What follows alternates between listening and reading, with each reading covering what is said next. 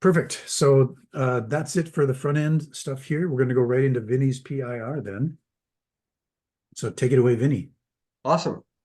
Well, overall, Greg, man, what a great book.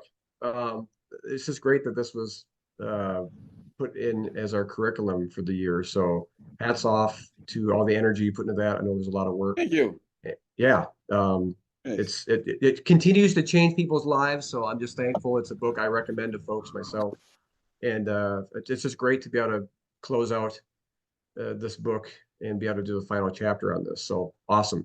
But this final chapter, for those of you who may not have read it yet or got to it, but it's the story of Abraham sacrificing his son Isaac and covering some other child sacrifice biblical texts, and it closes out the book, which of course is a controversial, knee jerking topic, especially in our day and age. But I'll just kind of read what I read here, and then I'll wrap it up with some of my thoughts.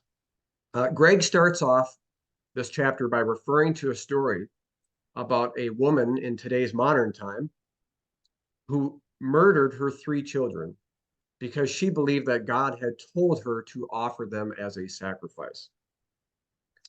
And the jury rightfully found her not guilty by reason of insanity.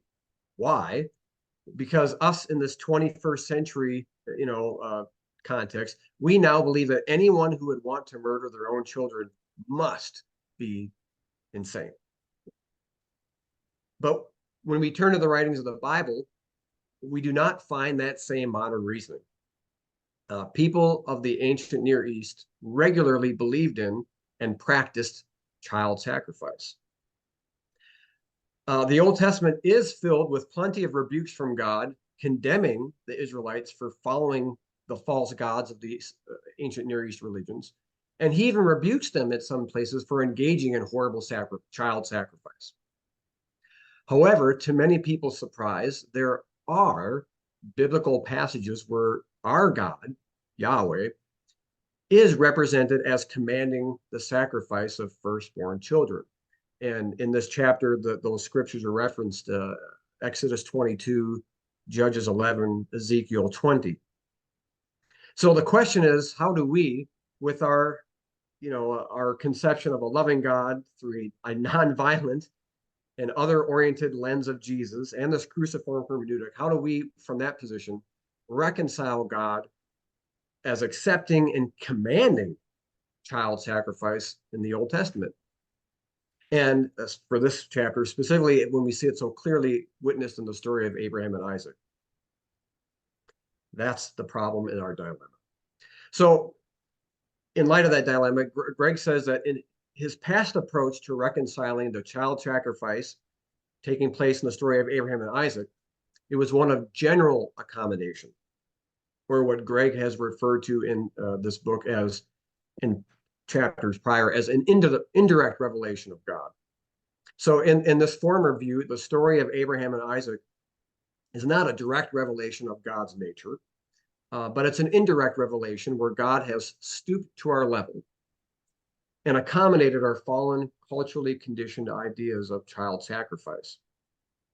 While the concept of child sacrifice is not godly, the Holy Spirit breaks forth with truth in the story by God himself providing the sacrifice for Abraham with this ram caught in the bushes. Kind of at the last moment, God provides the sacrifice. Thus, in that methodology, we see the true nature of God displayed in that God would rather offer himself than have humans offer their children in sacrifice.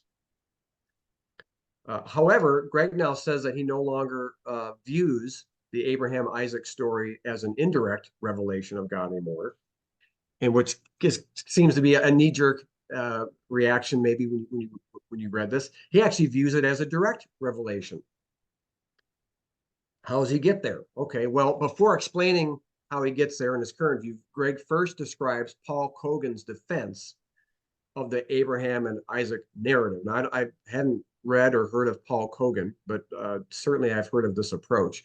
And so Cogan's exegesis of this Abraham and Isaac story from chapter 22 of Genesis, it rests on the idea that Yahweh wasn't trying to merely assess Abraham's obedience to carry out this command.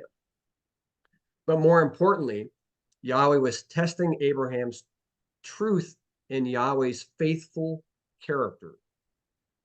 Is God going to renege on his promise to make a great nation out of Abraham's own loins? Was God going to renege on the very promise that it would be through Isaac? I mean, specifically Isaac, Abraham's only biological son. Because even the word, even in chapters prior, God says it's not just through Abraham's loins this great nation is going to come, but he actually says through Isaac specifically. So is God going to renege on this promise? I mean, the very son whom God is now saying to kill, how is God going to keep his promise if Isaac is dead? Well, Kogan believes that the real testing that God did in this Abraham-Isaac situation was to see if Abraham had the faith to believe that God was still going to keep his promise, even though to do that, God would have to raise Isaac from the dead.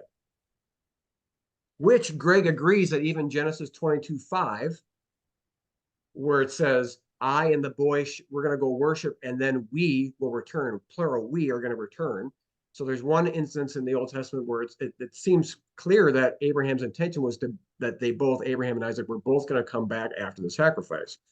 And Hebrews 11:17-19, where it talks about that Abraham pursued in faith, believing that even God would raise Isaac from the dead. And in one way, he did receive him back from the dead. That's what that scripture says. So Greg even acknowledges that these two verses, kind of point in that direction, and Kogan standing on some scriptural precedent for this position. Greg says that he finds Kogan's view compelling, but also finds it lacking for a couple reasons. And I think I got these reasons right. But one, how radically out of character God's command to kill Isaac or sacrifice him. It just seems so out of character for a crucified Christ-like looking God.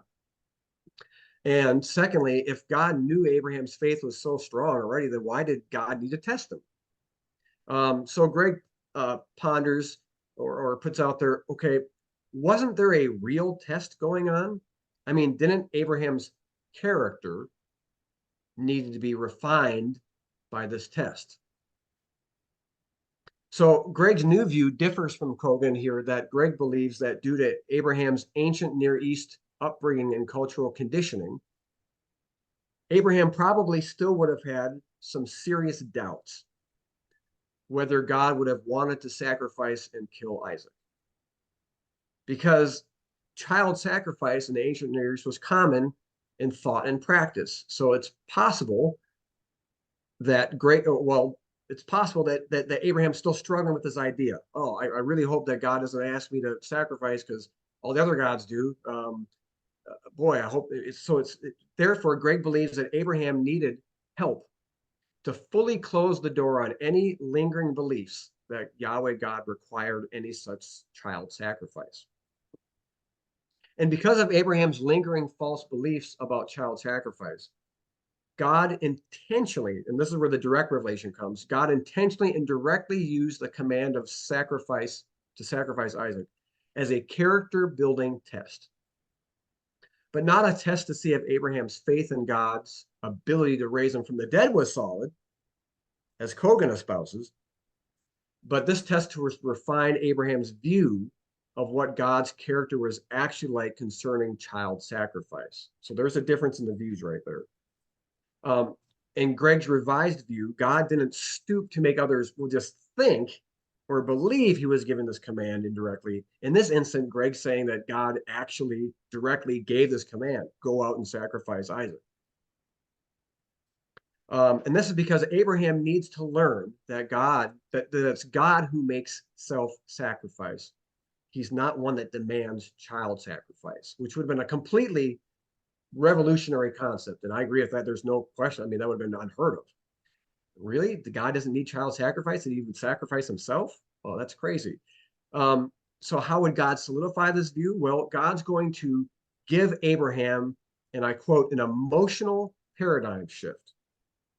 Abraham's necessity for this emotional paradigm shift becomes Greg's answer to why God gave Abraham this direct command.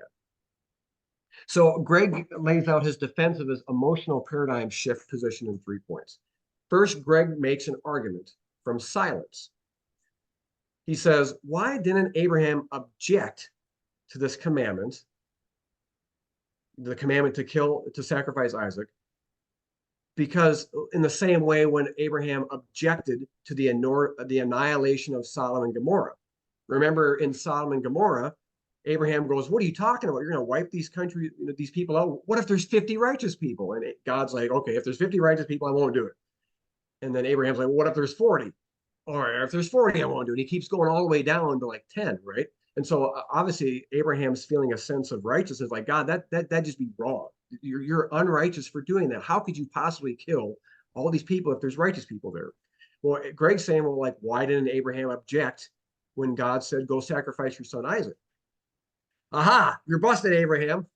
Well, Greg says Abraham's lack of objection to this command could be because Abraham was still holding on to these ancient Near East views of child sacrifice and that the deities demand that. And so Abraham would not have thought it odd for his God to give this kind of command, as it would have been weird in Sodom and Gomorrah. All right, the second defense Greg makes his position is that Greg says God could have brought about the promised child, Isaac, anytime he wanted, but purposely delayed Isaac's conception and birth till well after Abraham and Sarah were past childbearing age, to prove to Abraham and Isaac and Sarah that God's promises and grace come without any need for human help or effort. So there's certainly another intention going on here with this test. And thirdly, Greg says in the ancient Near East, child sacrifice was the ultimate show of submission and loyalty and a way to obtain favor from the gods. Of course, it's your most precious thing, and this is showing that you will honor the gods by offering up your most precious thing to get their favor. So God stooped to this level and gave this command to finally free Abraham. It was a loving thing to free Abraham from this cursed view of the nature of God. Hopefully I got that right, Greg. But I'll move on to my response on this. So Greg's new view, I remember when I read this book for the first time 3-4 years ago, it was something I'd never heard before. And he makes some really good points. It certainly gets you thinking. I still tend to agree more along the lines of Kogan's analysis. And of course, because it's me, I have my own little theological distinctiveness that I'll add to that. But here's just 5 different points that I bring out. One, I should say, I actually, during COVID, I put out a 3-part series vlog, so a video vlog where I'm in my basement doing this very story. And this was right, I think, at the same time I read Greg's book. The first two, I broke it up into 3 videos. They're 20 minutes apiece. The first 2 are really bad because I'm going, like every 5 seconds, and it drives me nuts. But the third one is great.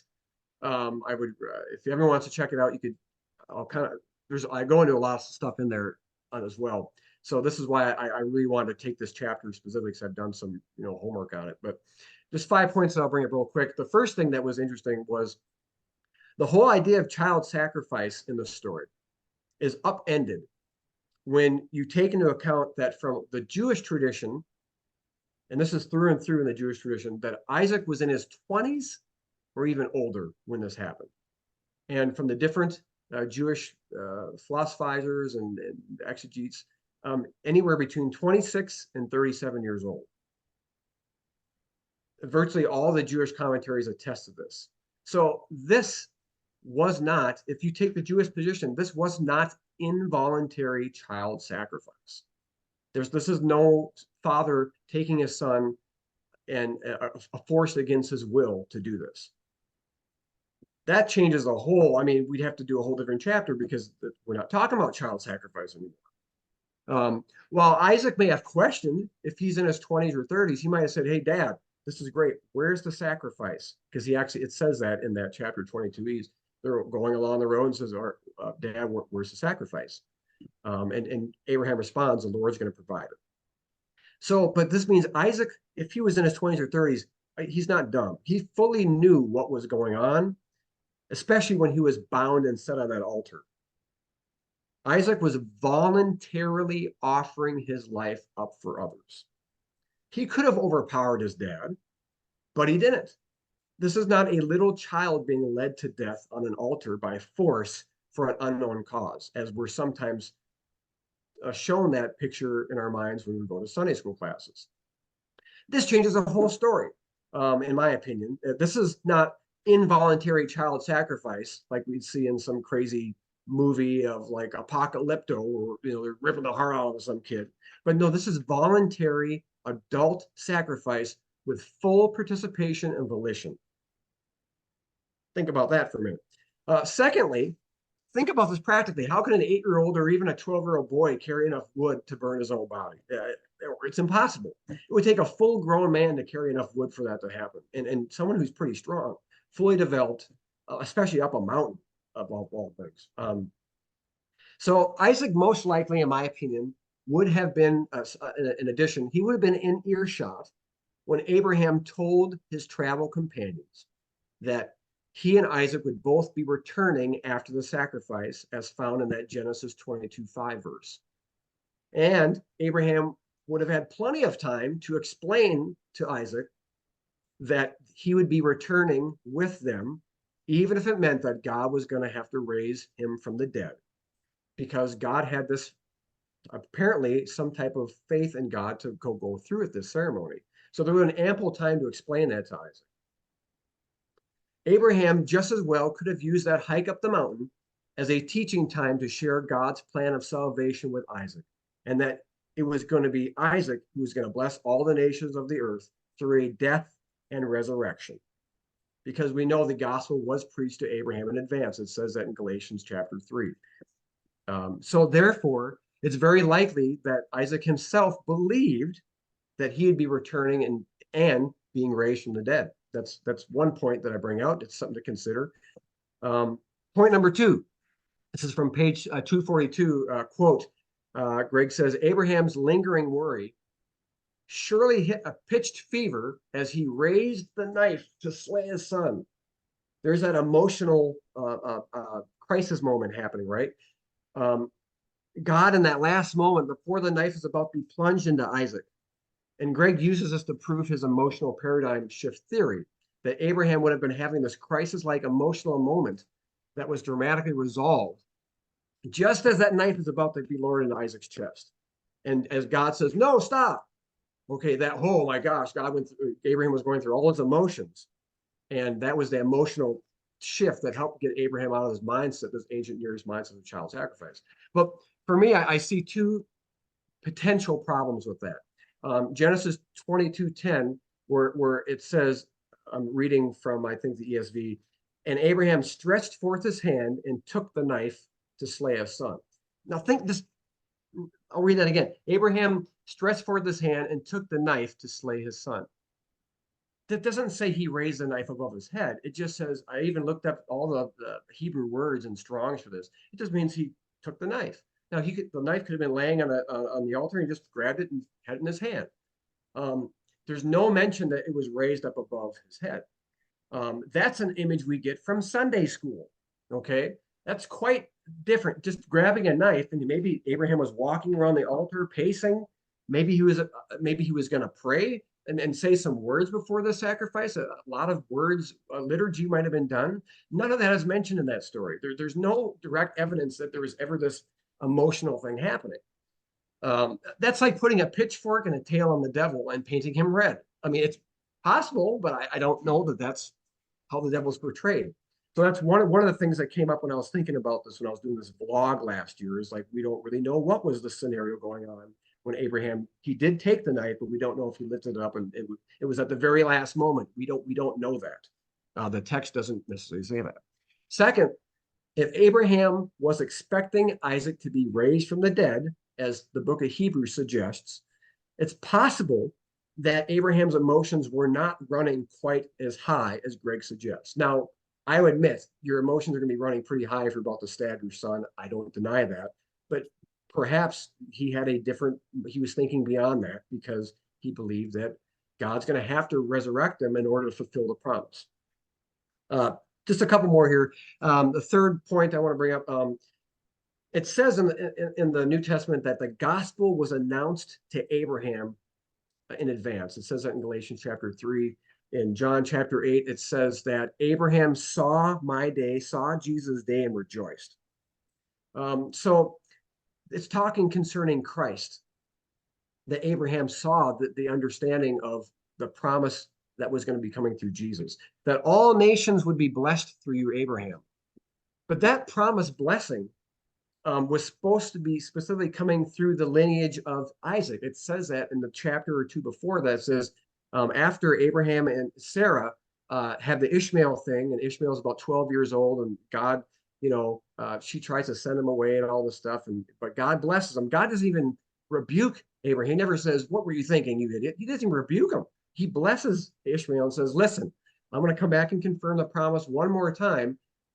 The nation that's going to come out of you is going to come from Isaac specific. It's going to come out of your loins specific. It's going to come out of this other child," which is interesting, which meant that the salvation of the world is going to come through Isaac. Now, if the gospel was announced to Abraham in advance, I don't know how we escape the idea that Abraham wouldn't have had an idea of a death and a resurrection, because the gospel of Jesus you can't separate his death and resurrection from the gospel. In fact, I think that is the gospel, that Jesus died on the cross and was resurrected. So if the gospel was preached to Abraham in advance, is it possible that Abraham knew that there was going to be some type of death to occur and some type of resurrection to occur in order for the plan of salvation to come? That's my theory, and that's kind of what I put forth as my little idiosyncrasy in addition to I don't know if Kogan says that, but that's my theory. And so if that's the case, then Abraham would have said, he might have been thinking in that moment, my God, it's my son who's going to bring salvation to the earth. And if God wants to do it through me, through this death and resurrection, then I am committed to do it. And that was the gospel being announced to Abraham in advance. That's my theory. Another one is, I don't think God necessarily tests people with evil. There's a little bit of kind of scripture in James that says he doesn't test anyone with evil. Jesus didn't put the disciples out in a boat and cause the waves to rise and nearly drown them just to prove God doesn't use water to judge and murder people, because they used to think that water was used in the ancient Near East to murder people, that Leviathan was going to come and the waters were going to come. I mean, when those waters came, in the boat when Jesus was with the disciples, Jesus spoke to the waters and told them to be calm. He didn't use those waters as a teaching lesson to teach them that God doesn't murder people through water. So that would be another thing I'd kind of put against this idea. Lastly, the type of lineage and descendants of faith, because yes, there's this physical descendants of Abraham that was going to be the promised people, but really it's this. The Apostle Paul says it's faith. It's really this. Not all Israel is Israel, and you can be of Israel if you put faith in God. You're an Israelite if you're in faith with God. And so God's trying to create this lineage of faith, and who would believe God at all costs from the heart. And so I don't disagree that it's possible that I'm not saying that Abraham had this what we've called sometimes around here like this psychological certainty. I'm sure that he had doubts in his mind, but is it possible that Abraham had heart certainty? And that's what the faith that God's trying to build this family of faith upon, this descendants, is heart certainty, that no matter what your brain is telling you, you've got it settled in your heart that you've just settled that whatever God has promised you, that it's going to take place. Now, I can make an analogy with my wife. I have no idea why she loves me. I'm with all the fake failures I've made, and I could list 3 or 4 or 5 things, personal issues I've had in my life. I don't know why. I doubt sometimes, but when push comes to shove, when it comes to the end, when I've thought through all the scenarios and I've gone through the divorce scenarios years back and all this stuff, I'm convinced. Something in my heart I just know she loves me, and I don't know why. And I have the same issues with God too. So I don't have psychological certainty. That's not where my faith is at, but I do have heart certainty, which is different. And so I believe that it's possible that God was using this scenario to actually test. I think a real test was happening, and he's testing to make sure, do you really have faith, do you really have this heart? Have you had your heart certain with me yet? And if you do, then I can build a family upon this faith. That's what I want to build upon. And it's through the lineage of faith that I'm going to be able to send Jesus through. So that's my opinion. The very last thing I'll just add on is I think, Greg, you kind of start touching on the sovereignty of God when you start talking about God withholding children from Abraham and Sarah. And I think because, my family, we've had infertility for our entire marriage, 21 years, and we went through the adoption route to build our family. I think that maybe struck a nerve with me, and it might with other people too that have gone through adoption. And there's lots of scriptures in the Old Testament about God fulfilling and opening up people's wombs and stuff. But I'm not 100% certain that God was necessarily like withholding the children from Abraham and Isaac. You know, there was a long time that I mean, they were beyond the place of childbearing when God appeared and made this promise about. I mean, I think Abraham was 75, wasn't he? When he was called out of Ur, and his wife had been 65. I mean, you're probably past the age of childbearing, so they had already probably given up on children, I'm guessing. And it seems there's no indication in Scripture saying that there was anything being withheld. In fact, it seems like God was working with them to bring about this promise. And even when Ishmael was born, there was no rebuke or judgment against that. God just said, keep pursuing me in faith, and this child is going to come. And of course, if someone reading this book who maybe doesn't know, your theology 100% in and out, they might interpret that as saying, oh my God, is God withholding a child from me for some reason that I don't know about either.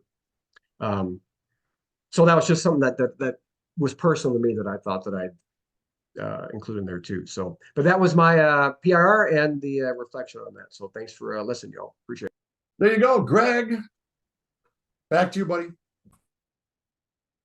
Okay, so here's just a few of the questions I had when I was hearing Vinnie's take on the temptation thing, and I'll just say that I think to me the most important thing is that you're trying to protect God's character, and so we're trying to tell a story. Like, what story can we tell that would, if true, would make sense out of this narrative, and reconcile this with Christ? So there's several options, but so one thing is that I'm not sure about the Jewish sources that you had with getting Isaac's age, where they narrow those in, but there's you can't assume that you can add up like the years and the chapters and deduce the date, how old he was in that narrative. The narratives don't always follow a real chronological order, and so some scholars argue that here we have kind of a snippet back. This is not, can't locate it at a certain area in his life. This is just reflecting back on Isaac. So he could have been still a younger child, but even if not, I'm not sure that would excuse it or get it out of the category of child sacrifice, given the role of the patriarchy in the culture, the father's authority, and so it still would be, I think, something that his obedient son would go along with. Does it? I'm wondering about how much you read into which says that Abraham got the gospel, and you took that to mean the whole plan of salvation. But when Paul says that in Galatians 3, he says that he got the whole gospel, but then he tells us what that gospel was, that through you all the nations of the world will be blessed, and that's just the good news. So I don't know how much more of the. I don't think that he had but does it ever say, even in Romans 4, it's that Abraham believed God, that some way he's going to fulfill the promise. But it doesn't say that he believed that, or maybe I'm wrong, but does it say that he believed in the resurrection? Or that somehow he would just somehow God would fulfill this, or maybe it's implied. But in any case, that would be one area I'd push back on. And the whole thing about grabbing the knife, it says that Abraham laid hold of the knife to slay his son, And so whether he had just grabbed it, his intention, it seems, was to pierce him. And so he grabbed it. Now, did he have it raised or not? You make it quite a big deal of that. I don't know what stage it was at, but it seems to me that, and this is where I kind of appreciate Pierre's comment, that wherever that knife was located, that still would be emotionally traumatic. And you kind of conceded that. And that's where, and by the way, the interpretation I was given, that comes from Ty Gibson, and that's not my own. And reading him is what persuaded me that this is I think it had more plausibility to it. But he calls it like shock therapy, where you have to confront the thing that you fear the most. And so that was so it seems to me that makes a good psychological case about what could be going on in Abraham's head. Yeah, so I guess that's all I would say in response. Yeah, but it was a very good summary, good report, and a good alternative way of looking at this difficult passage. Yeah, Greg, it's Hebrews 11:19, where it says that Abraham believed God was able to even raise Isaac from the dead. Okay, I was thinking of Romans 4. Yeah. Okay. So then, yeah, that would be more towards but I'm not sure those two things, the two interpretations would be mutually exclusive. Right. Yeah. But I have to think about it more. The other thing about the age of Isaac, that was all new to me too. I hadn't heard anything about him being able to be that old, but the main point of child sacrifice was the sacrifice of the firstborn son. And so I'm not sure that it would matter what age he was necessarily. It's not, at some point, you certainly would think they would be doing that when the child was a baby, but Abraham, having not necessarily believed that God was asking him to do that specifically, and then God asks him to do it later, whatever age Isaac would have been, the norm would have been, well, this is my firstborn son, and firstborn sons are the ones that are sacrificed. Yeah. Yeah, So the not idea, necessarily I think, baby. behind that is more the idea of, is it coming from the person's own volition or not? Which some people, which I might give a head nod to Paul, if you're coming from a perhaps eternal functional subordination view, some people have thought that it's the son being eternally subordinate and in submission to the father and just doing what the father's will is. Mhm. And I think culturally, no matter how old Isaac would have been, he would have been obligated to obey his father's command. So that would mean it wasn't necessarily his own volition, even though he would have been voluntarily obeying, but it really wouldn't have been as voluntary as we might think of it in our culture. It does say that he bound him on the Yeah, true. Yeah, he bound. But if it's an older, but if you're talking about a literally 120-some-year-old father compared to a and a 26-year-old strapping son, young he could have 26-year-old. overpowered. Yeah. He could have just like Jesus could have said, "No, I'm not going to the cross." Yet Yeah. he voluntarily did that. Anyways, yeah, that's the idea. Oh, and I wanted to say that I apologize if I offended you with talking about God closing up a womb. That wasn't at all my intent. In fact, the question is, like, why did God wait so long to deliver this promise? He promised them early on that through you, all the nations will be blessed. But he waits till they're over 100 years old. I mean, and so God didn't have to close up their womb. That was already closed up. But he was delaying on his promise. And why was that? And what Gibson argues is that was to bring Sarah and Abraham to the end of themselves. That because all the pagan religions, you have to help the gods out. You always have to, do your part. And so that is why, Abraham gets the idea or Sarah gets the idea, hey, why don't you just go into Hagar? We'll have the son that way. And so here they are trying to do it on their own effort again. And miraculously, given how old Abraham was, Hagar conceives. And then that causes kind of a rift with Ishmael and the whole thing. Yeah, and I think the comeback on that was she was already 65 when Abraham got the call, if you go by numbers, because Abraham was 75 when he got called from Ur. And so she was already past childbearing age. So it's kind of hard to imagine that God was already withholding that entire time and continued to withhold. And there could have been other cosmic powers that were preventing. I mean, if there is a revelation of that Jesus was to come through this lineage, who knows? Every cosmic power in the heavenlies could have been dead against it. And it was Abraham's faith of perseverance that actually was the thing that helped push this through rather than God withholding it. So that was the only, I wasn't offended at all. Because I know your heart, Greg. You have more love in your heart than I do for people in situations like that. So it was just it was a comment that I made as I was reading that book, thinking, well, there could be people that would take it in that way, thinking, oh, maybe that's why I've been infertile for 20 years and God's trying to teach me a lesson. Yeah. All right.